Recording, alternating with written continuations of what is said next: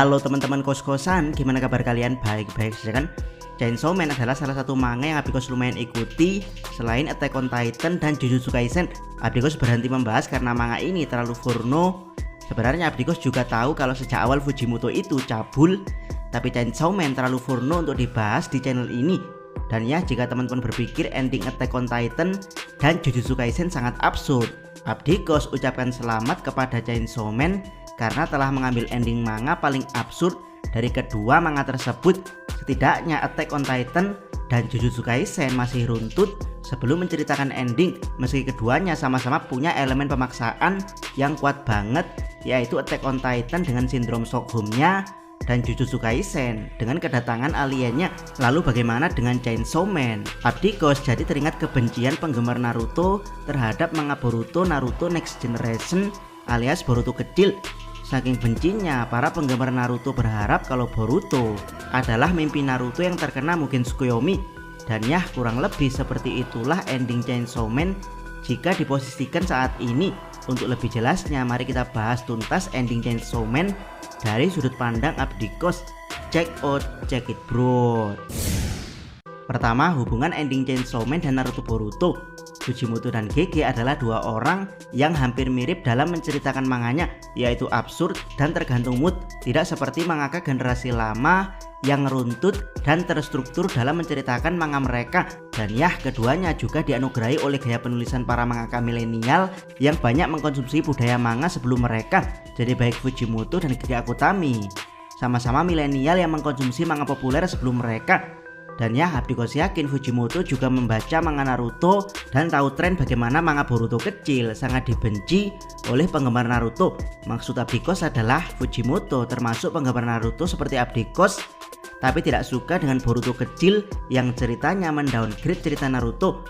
Jadi ketika Fujimoto mengalami hal serupa seperti Boruto kecil, yaitu Chainsaw Man Part 2 mengalami tanggapan jelek oleh para fans daripada Part 1, Fujimoto memilih jalur reset yang harusnya dilakukan Kishimoto saat mengetahui manganya mendapat tanggapan negatif dari penggemar. Yap, ending Chainsaw Man menurut Abdikos adalah versi reset dari Boruto, yaitu mengembalikan ke titik di mana Naruto masih dicintai. Jika reset Boruto kecil harusnya mimpi Mugen Tsukuyomi dari Naruto, maka reset Denji adalah menghilangkan Chainsaw Man itu sendiri. Kedua, Chainsaw Man tidak benar-benar hilang. Yap, layaknya reset What If Mugen Tsukuyomi Boruto, reset Denji juga tidak benar-benar menghapus cerita yang sudah ada. Jadi jika Kishimoto mengambil jalur reset seperti mangaka milenial, kemungkinan dia akan melanjutkan cerita Naruto tanpa Kaguya, alias setelah reset Kishimoto akan kembali ke pertarungan Madara. Jadi villain terakhir Naruto adalah Madara, bukan Kaguya.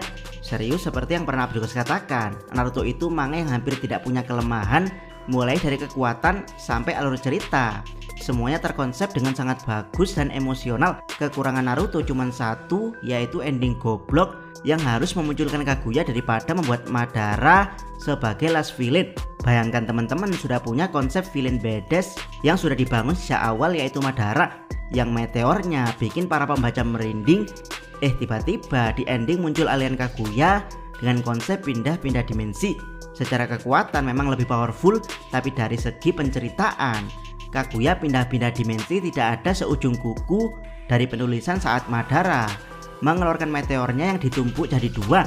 Jadi ya, jika Kishimoto menyadari kesalahannya yang menghancurkan ending Naruto, bisa jadi Naruto akan jadi manga paling perfect. Ya, meskipun di adaptasi anime Naruto punya banyak kekurangan, khususnya di bagian flashback yang berlebihan, tapi setidaknya anime Naruto memberikan banyak soundtrack original yang sangat memorable.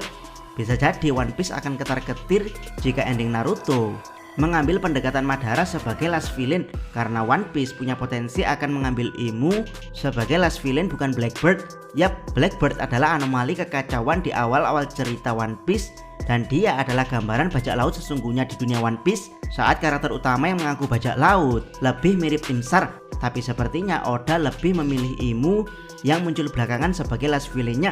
Jadi apakah One Piece akan bernasib sama seperti manga lainnya? Bisa iya, bisa tidak, karena kerangka cerita One Piece sudah kuat dan besar banget. Tapi setidaknya jika Blackbird sang bajak laut anomali bisa menjadi last villain di ending, maka manga ini akan tetap pada koridor awal sebagai manga bajak laut, bukan manga politik, apalagi manga sad boy akibat percintaan. Oke, terlalu jauh ngelanturnya. Dari sini kita kembali ke Chainsaw Man. Meski manga ini telah diriset ke konsep dimana Chainsaw Man itu tidak ada, tapi di akhir chapter kita melihat kalau bocita jantung seperti kembali berdetak di tubuh Denji.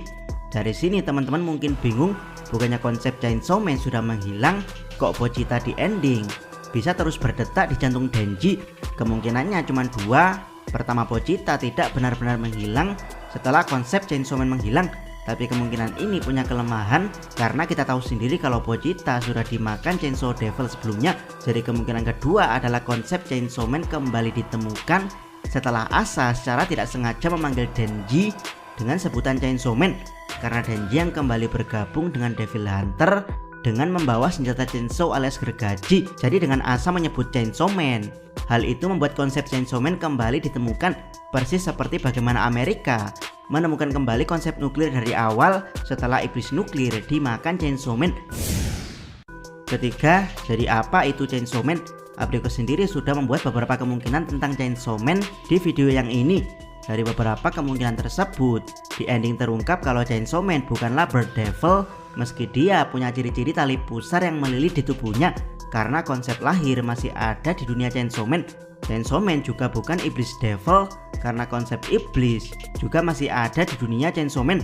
Jadi kemungkinan besar Chainsaw Man adalah Erasing Devil atau Forgotten Devil, yaitu iblis yang tercipta dari sesuatu yang dilupakan.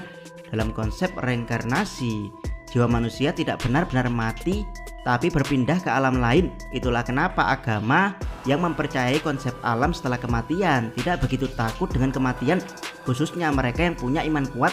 Tapi kalau teman-teman melihat salah satu episode paling menyedihkan di Dandadan, yaitu episode akrobatik Silky. Di situ yokai akrobatik akan dilupakan sehingga jiwa ibu akrobatik Silky tidak akan bisa bertemu anaknya di akhirat karena jiwa tersebut tidak bisa mencapai nirwana alias dilupakan begitu saja. Dan ya, melihat konsep akhirat versi ini dilupakan lebih mengerikan daripada sekedar mati, termasuk di film Disney Coco. Teman-teman bisa melihat sendiri bagaimana nyeseknya Hector ketika anaknya yang sudah tua renta yaitu Coco mulai kehilangan ingatan, sehingga membuat konsep Hector akan dihapus keberadaannya. Dan ya, dari sini bisa jadi ketika Pochita bunuh diri yang menghilang bukanlah konsep dilupakan atau terhapus di dunia, melainkan konsep dilupakan dan terhapus di akhirat. Ingat, Chainsaw Man juga punya julukan pahlawan neraka serta punya julukan iblis paling ditakuti di neraka. Jadi kemungkinan besar konsep Chainsaw Man memang berasal dari neraka alias alam setelah kematian di dunia Chainsaw Man, karena ketakutan akan dihapus dan dilupakan bukan terjadi hanya pada manusia, tapi juga pada para iblis yang tidak akan reinkarnasi setelah Chainsaw Man memakan mereka. Ibarat akhirat, Chainsaw Man adalah void yang menelan jiwa dari konsep reinkarnasi. Dari sini semakin masuk akal kenapa Chainsaw Man punya tali pusar yang melilit di lehernya, karena ini menggambarkan keguguran, yaitu konsep gagal bereinkarnasi ke dunia. Bagaimana menurut pendapat teman-teman? Silahkan tuliskan komentar kalian di bawah.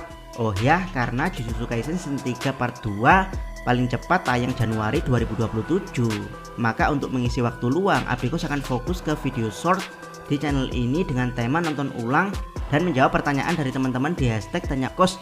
Jangan lupa subscribe channel Takos dan jangan lupa share video ini sampai Salam.